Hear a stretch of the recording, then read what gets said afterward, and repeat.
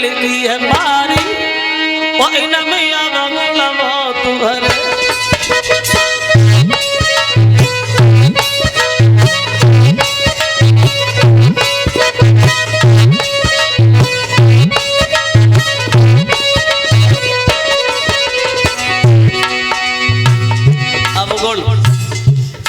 अवगुण की खाने है औरत। आजकल की कोई बात नहीं, आप लोग ये सोचे लगो आजकल की नहीं, आजकल की स्त्रियों में कोई अवगुण है ही नहीं। तो हम काहे को कहे है? वैसे कभी ये बता रहा है स्त्री के होठों पे तो अमृत होता है लेकिन जीभ में जहर होता है, जहर। औरत जब कहे है तब ऐसी कहे है जो मतलब सीधी पार हो जाए। आजकल की बात नहीं है, आजकल नहीं, आजकल की स्त्री तो बड़ा सीधी हुआ करती है, कोई गलत बात कहती नहीं है। तो हम काहे को कहे कहते बात रखती है। अगर दुर्योधन से ये नहीं कहती कि अंधे गंदा होगा तो शायद ये महाभारत का युद्ध ही नहीं होता। तो औरतों को बोलने की अकल नहीं है। एक नहीं सुना, नारी की बातन से बड़े बड़े बिगड़ गए, द्रौपदी की बातन से दुर्योधन से उजड़ गए, कैकेयी की बातन में दशरथ भी मरी गए। देखो श्री राम जी ने मन में भारी दुख कैसे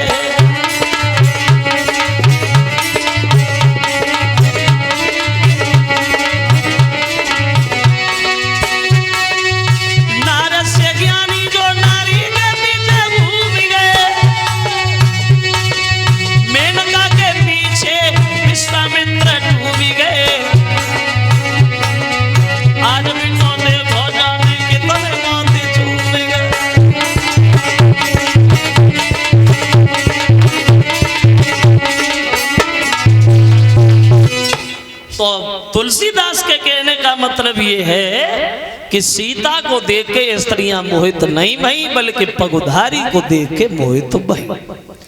पगुधारी किसे कहते हैं? बोले पगुधारी बताया गया है प्रभु श्री राम को।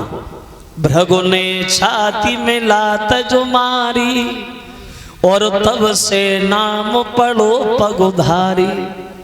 तो रंग भूमि जब सिय पगुधारी और रूप देख मोहे नर नारी। सीता को नहीं राम को देख के मोहित भई। अब क्या होगा, बहादुर लोग जाते हैं धनुष तोड़ने के लिए, दांती पीस पीस के ताकत दिखाते हैं, लौटे आते हैं, टूटना तो अलग रहा वो धनुष किसी के बल से हिला भी नहीं। आज जब धनुष नहीं हिला भरे दरबार में जनक उठ करके खड़े हो गए, चिल्लाने लगे बहादुरों। आज तुम्हें बहादुर कहते हुए भी मुझे बड़ा शर्म सी महसूस हो रही है। लगता है भगवान ने सीता को जन्म तो दे दिया लेकिन इनकी किस्मत में शादी नहीं लिखी। अगर ये बात हमें पहले पता होती दुनिया में कोई बहादुर नहीं है तो ये धनुष तोड़ने का फैसला ही नहीं करता। चले जाइए अपने अपने घर के लिए। खुले शब्दों में कह रहे ये पृथ्वी क्षत्रियों से ही ना।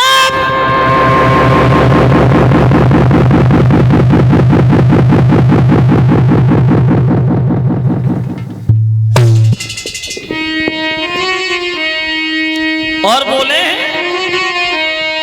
क्या कुआरी लली रही और मैंने मेरे था पेज धनुष की ठानी।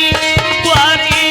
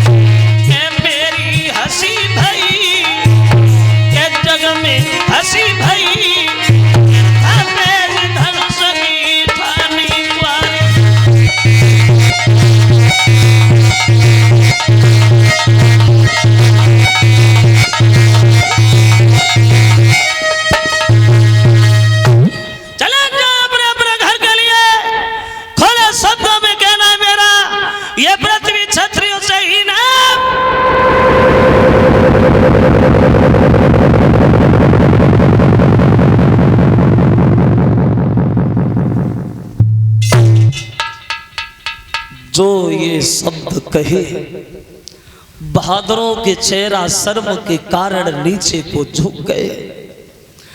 लेकिन शेष अवतारी लक्ष्मण बैठे हैं, उनसे ये शब्द सहन नहीं भये। खून खोल गया, खड़े होकर के जंघा पे हाथ मार करके बोले, जनकनाथ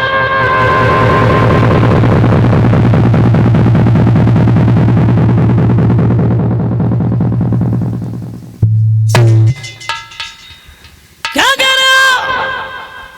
ये बात कहने से पहले तुम्हें 1000 बार सोच लेना चाहिए था।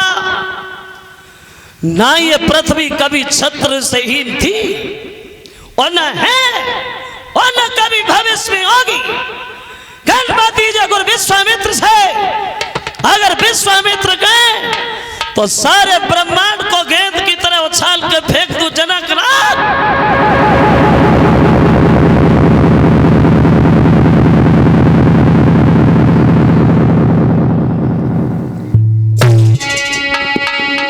बोले हैं लक्ष्मण,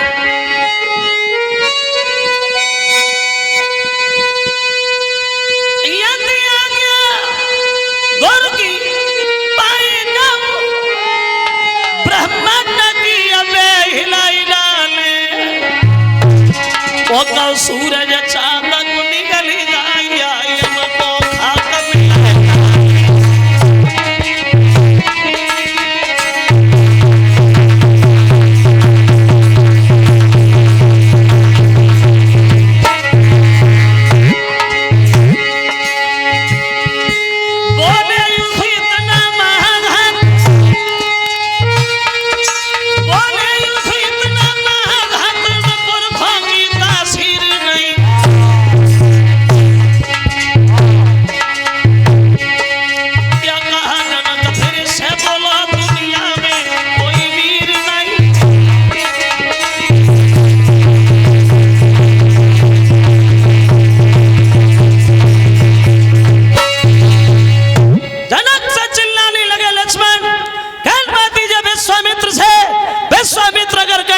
तो सारे ब्रह्मांड को गेंद की तरह उछाल के फेंक दू जनकनाथ।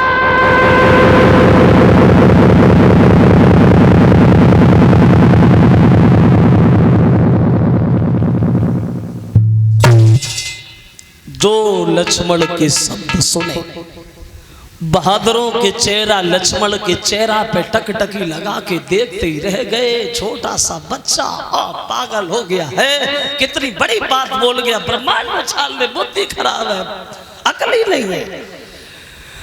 विश्वामित्र इशारा दिए, इधर आ लक्ष्मण। भाई बीच में ज्यादा बोलते हो, इस बात से हम खुश नहीं है और ये काम तुम्हारा थोड़ी है, बैठो आराम से। लक्ष्मण बोले, क्षमा करना गुरुजी, जो बीच में बोल गया, बहादुर मर जाएगा लेकिन ऐसे वचन सहन नहीं कर पाएगा। अब राम को इशारा दिया, राम जाओ धनुष तोड़ो और जनक के संताप को दूर करो। अब लगत कार्तिक परिवा वाले दिन चले प्रभु श्री राम धनुष तोड़ने के लिए। तो बहादुर लोग खूब ताली मार के हंसे। अब चली चिड़िया पाल उठाने जाओ, तुम भी जाओ। सुनैना भी जनक की पत्नी बेचारी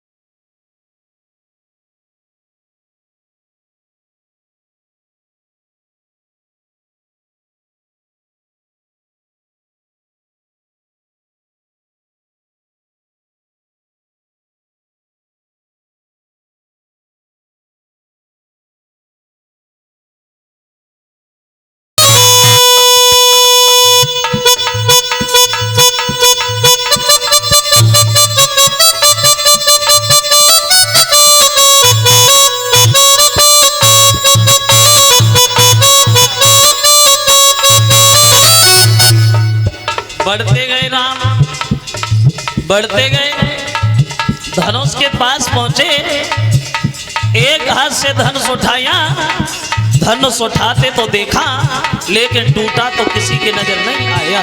हुआ ऐसा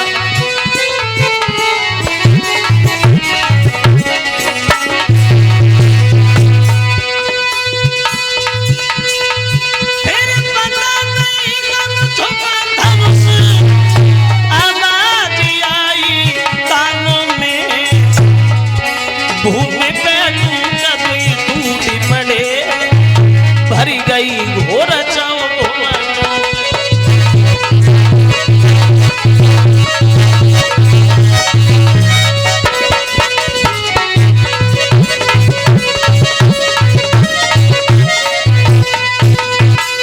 कहने का मतलब ये है श्रोता बंधुओं, अब उधर धनुष उठाते तो देखा लेकिन टूटा तो किसी ने नहीं। तने कर घूमीर पलली मेरी मारी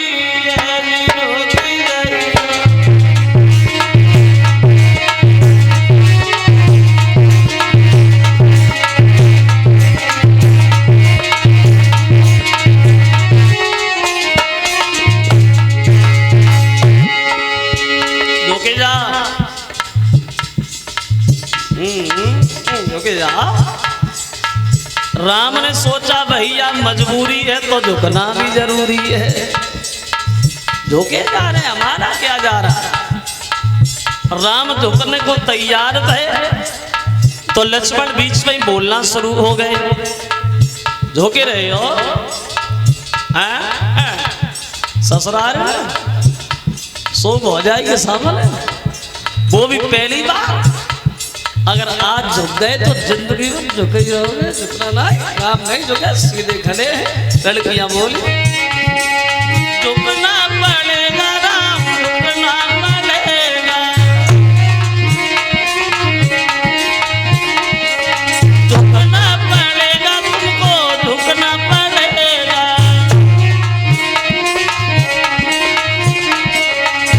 ये धोगी गई हो लला रघुवीर,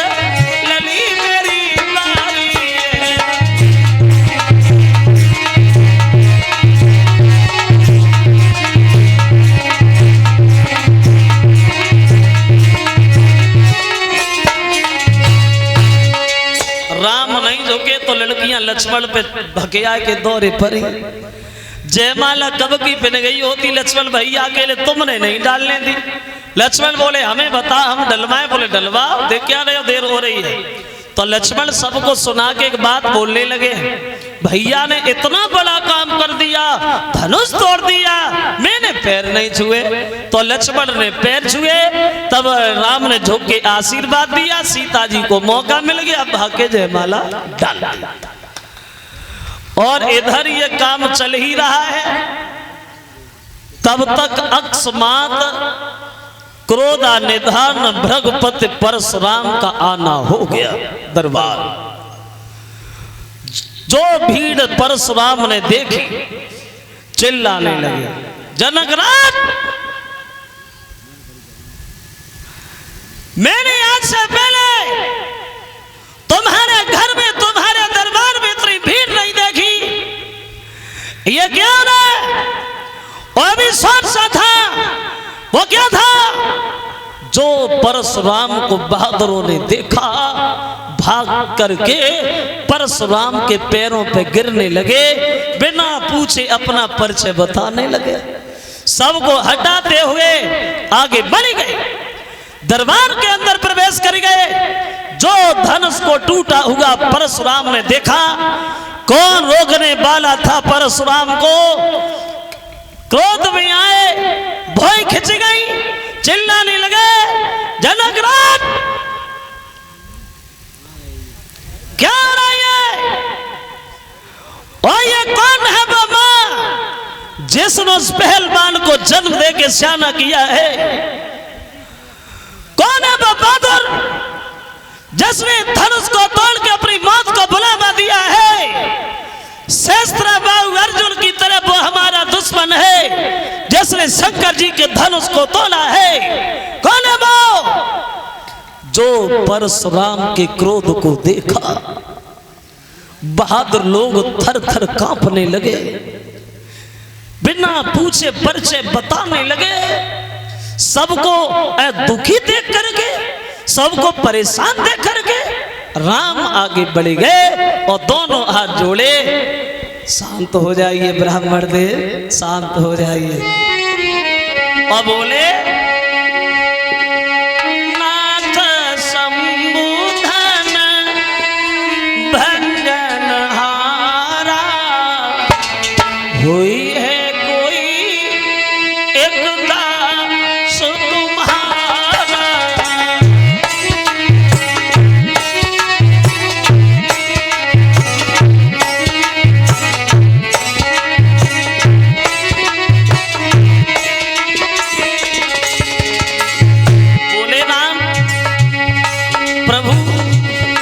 एक हमारी बात सुनिए, भगवान शंकर के धनुष को तोड़ने वाला आपके सेवक के अलावा कौन हो सकता है ब्राह्मण देव? नाथ संबुधन भंजन हारा, होई है एक कोलना सो तुम्हारा।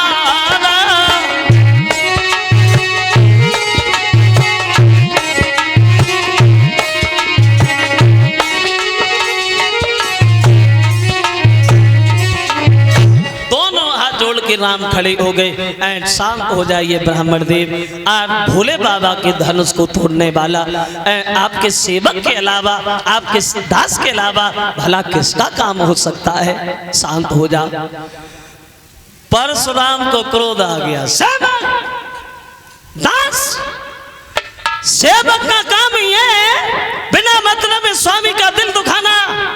सेवक का धर्म बनता है कि स्वामी का दिल दुखाए। कोई नहीं बोला राम भरे दरबार में, अकेले तुम बोले हो, तो इसका मतलब यह है कि चोर की दाढ़ी में तिनका है। धनुष तुमने तोड़ा है, मौत तुम्हारी आ गई। धनुष उठा, मार दूंगा, दोषी तुम और राम, तुम। राम शांत हो गए और जब राम शांत हुए तो लक्ष्मण आगे बढ़े गए। बोले इधर आ ब्राह्मण देव, इधर आ। भाई बहुत दिनों से नाम सुना, आज दर्शन भी हो गए आपके। बहुत नाम सुना था हमने परशुराम जी आपका। और ये दोषी जो तुम भैया को ठहरा रहे हो, भैया का इसमें क्या दोष है? भैया का कोई दोष नहीं है परशुराम। सुनिए, बोले लक्ष्मण, इसमें भैया का दोष नहीं है। ये तो जन्मों का सड़ा हुआ धनुष था, बरसों से पड़ा हुआ धनुष था, भैया के छूने से टूट गया, इसमें दोष का ही का।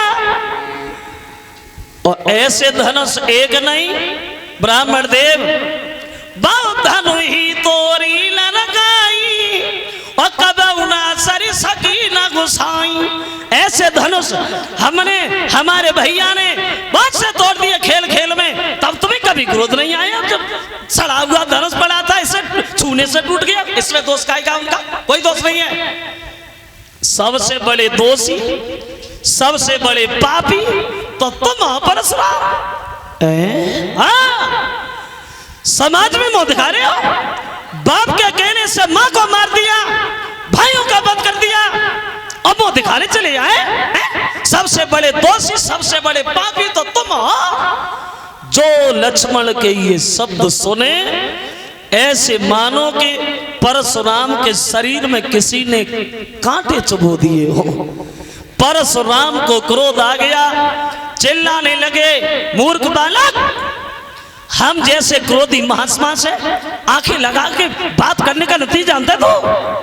इसका मतलब यह है बच्चों के मुंह लगना वैसे हमारा कोई काम नहीं है, लेकिन तेरी मौत तेरे सर पे मरना रही है। आ रहा हूं मैं तेरे सामने, अभी मार रहा हूं। भागे फरसा लेकर के, और जब फरसा लेके भागे तो राम बीच में खड़े हो गए। शांत हो जाइए ब्राह्मण देव, शांत हो जाइए। देखो परशुराम जी, धनुष हमने ही तो तोड़ा है, धनुष ये हमने तोड़ा है, जो भी सजा देनी है वो हमें दे दो। उस लक्ष्मण से कुछ ना कहो, शांत हो जाओ। परशुराम शांत हो गए। परशुराम जब शांत हो गए तो लक्ष्मण फिर आगे बढ़े गए और राम से बोले भैया दोषी तुम? पागल हो गए भैया, तुम काहे को दोषी हो? पापी तो ये है। और बोले अरे परशुराम तुम, बोले अरे परशुराम तुम उत्सव को बिगाड़ना और दही बिलो के लाओ भैया ने तुम घी को बिगाड़ना।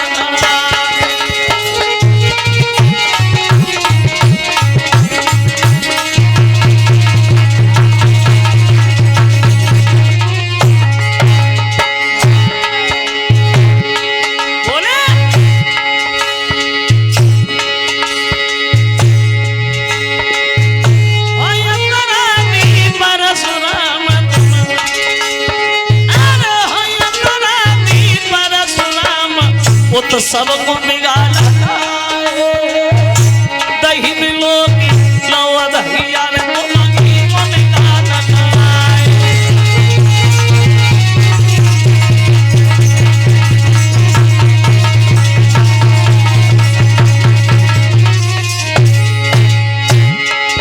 अरे सभी माता को तुम अपने मुंह से बड़ाई कर रहे हो, अपने मुंह से कह रहे कि मेरे बराबर दुनिया में कोई बहादुर नहीं है। अरे कायर हो परशुराम, कायर जो औरतों के ऊपर हाथ उठाया तुमने। अरे सभी माता को तुमने मारो नेक दया नहीं आई, अपने मुंह से करता बड़ाई कोई बना।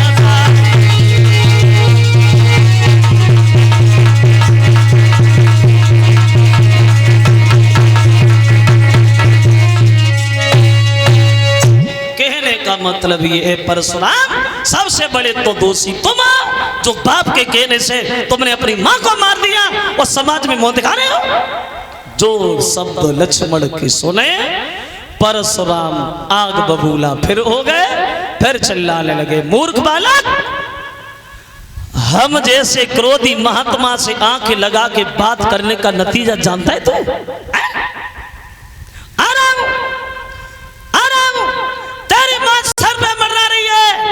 इस फरसा को देख, वही फरसा है, इस फरसा के बल से मैंने इस पृथ्वी को 21 बार क्षत्रियों से विहीन किया है। तो लक्ष्मण बोले परशुराम तो इतने बहादुर फरसा को इधर समाज में लेके काहे को चले आए हैं? कहीं इसे नजर लग गई तो इसे घर पे ही छुपाते, इधर काहे को लाए? जो ये शब्द सुने दांती को पीस करके परशुराम कहने लगे लक्ष्मण जो भागे, और जैसे ही भागे तो विश्वामित्र बीच में खड़े हो गए। रुको ब्राह्मण देव रुको, देखो आप समझदार हो, बच्चों के मुंह नहीं लगा जाता है, इसलिए अपने क्रोध को शांत करो। लक्ष्मण से जो भी भूल भई है हम उसे समझा देंगे, आप शांत हो जाओ, आप शांत हो जाओ। परशुराम बोले विश्वामित्र से समझाओ, हम हैं क्या, ऐसे बताओ हम हैं क्या? सब बता देंगे, सब बता देंगे। कब बता दोगे? जब मर जाएगा तब? अभी बताओ, अभी बताओ हम हैं क्या? शांत हो गए, और जब शांत हो गए तो अब की बार लक्ष्मण बोले नहीं,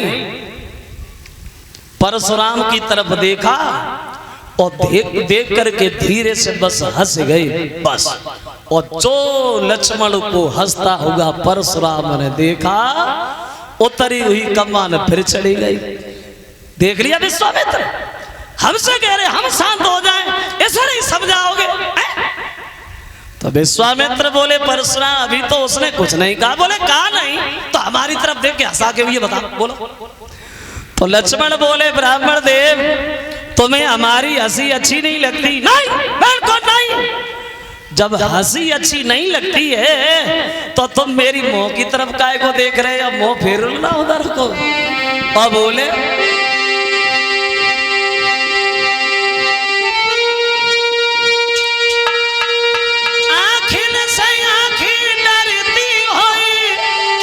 तो ये आंखें मूंद चले जाओ, और छाती में घावत होता हो तो छाती मले चले जाओ।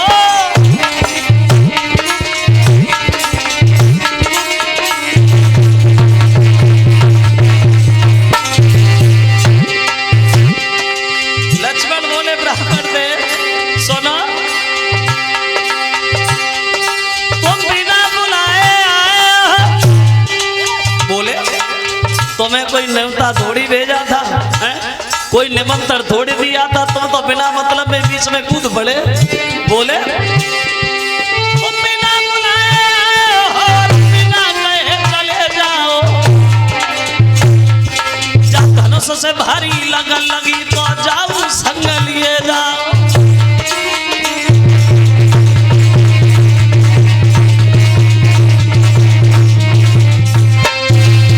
लक्ष्मण ने जवाब दिया, तुम्हें कोई निमंत्रण नहीं दिया था जनक ने, जो तुम चले आए बिना मतलब में बीच में कूद पड़े, और जो तुम जाओगे तो तुम्हारे पीछे सेनाइयां बजेंगी। चुपचाप निकल जाओ, धनुष से ज्यादा प्यार है, इसे भी अपने साथ ले जाओ, जाओ चले जाओ। जो ये शब्द सुने अब परशुराम को और ज्यादा गुस्सा आ गया, चिल्लाने लगे, खामोश, आ रहा मैं तेरे पास, अभी बता रहा मैं क्या हूं। बड़े आ गए तो राम बीच में खड़े हो गए। रुको रुको ब्राह्मण देव, शांत हो जाओ ना, शांत हो जाओ, जो भी है मुझसे कह लो, आप शांत हो जाओ।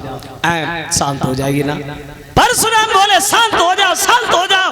अब हम समझे तुम दोनों भाइयों की चाल। एक जलती आग में घी छोड़ता है तो दूसरा पानी छोड़ता है। राम ये बात छोड़ो, एक बात बताओ, सबसे बड़े तो दोषी तुम हो राम, जो तुमने हमारा आधा नाम छीन के अपना नाम राम रख लिया, मेरा नाम छीन लिया, अभी से दुश्मनी, तैयार हो जा मरने को, हम तुम्हें मार देंगे। तो राम बोले ब्राह्मण देव भाई, हम केवल राम हैं और आप परशुराम हो, तो आपका नाम भी बड़ा है, मेरा नाम छोटा है। जब आपका नाम बड़ा है जो, और वही बड़ा होता है जिसका नाम बड़ा होता है, आप बड़े हो हम छोटे हैं। परशुराम बोले राम मीठी बात है, नहीं धनुष उठा मार दूंगा, छोड़ूंगा नहीं। तो राम बोले अब शांत भी हो जा ब्राह्मण देव, ना तो हम तुम्हारे इस धनुष से डरते हैं और ना हम इस फरसा से डरते हैं, केवल सम्मान उस चीज का करते हैं जब तुमने हमारे लात मारी थी, बस उसका। तो परशुराम बोले तुम्हारे, वो तो हमने नारायण के मारी थी। अगर तुम विष्णु के अवतारी हो राम, तो राम रमापति कर धन ले और खींचो चाप मिटे संदेव। अगर तुम उन्हीं के अवतारी हो तो ये धनुष लो और इस पे डोर चढ़ा दो, तो हम समझ जाएंगे तुम विष्णु के अवतारी हो। तो राम ने उस धनुष पे बाण चलाया, तब परशुराम को ज्ञान हुआ, इसका मतलब ये है कि राम अवतार हो गया। दोनों हाथ जोड़े, माफ करना राम, हमसे भूल हो गई, थोड़ी क्रोध में आकर के आपसे गलत कह दिया, हमें क्षमा करो। तो राम कहते हैं आप जाओ, हमें आपसे कोई लेना देना नहीं है। जो आगे बढ़े तो लक्ष्मण फिर बोलने लगे, जा रहे हो क्या परशुराम जी? तो परशुराम दोनों हाथ जोड़ के खड़े हो गए, माफ करना लक्ष्मण भैया, भूल हो गई। तो लक्ष्मण बोले परशुराम हमने आपसे कब क्या कहा है? बात इस बात की है ना कि श्री महाराज हम लड़काए और लड़का तो लड़कपन करते हैं।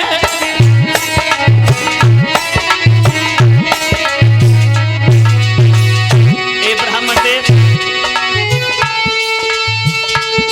श्री महाराज हम लड़काए, लड़का तो लड़कपन देते हैं, पर आप महाज्ञानी होकर बच्चों के मुंह क्यों लगते हैं?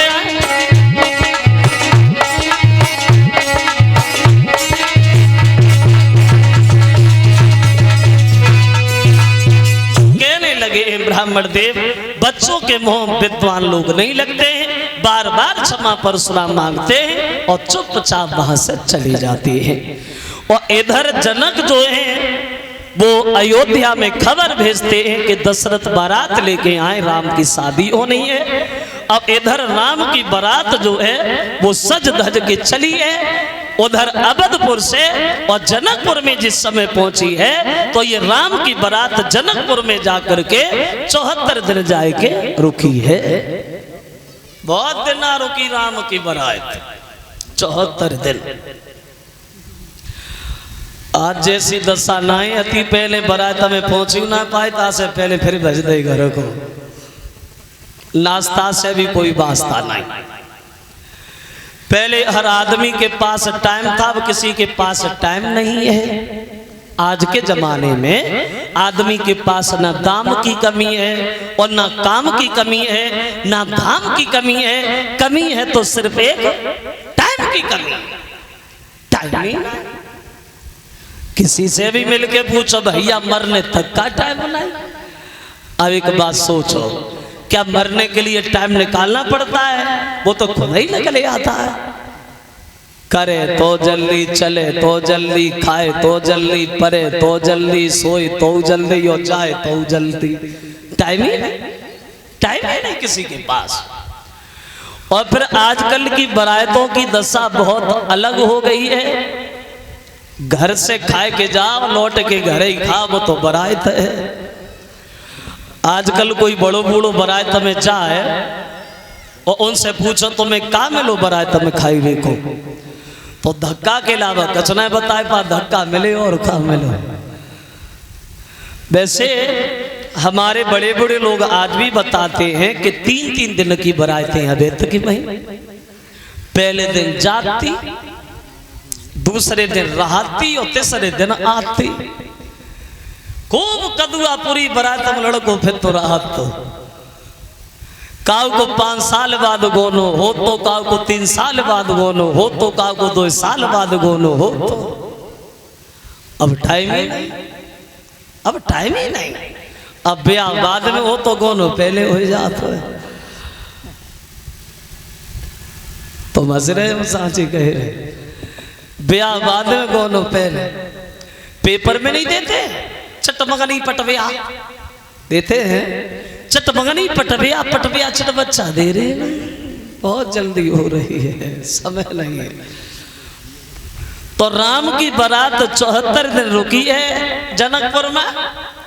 और राम की ही शादी नहीं भाई, बल्कि 4 भाइयों का विवाह होता है।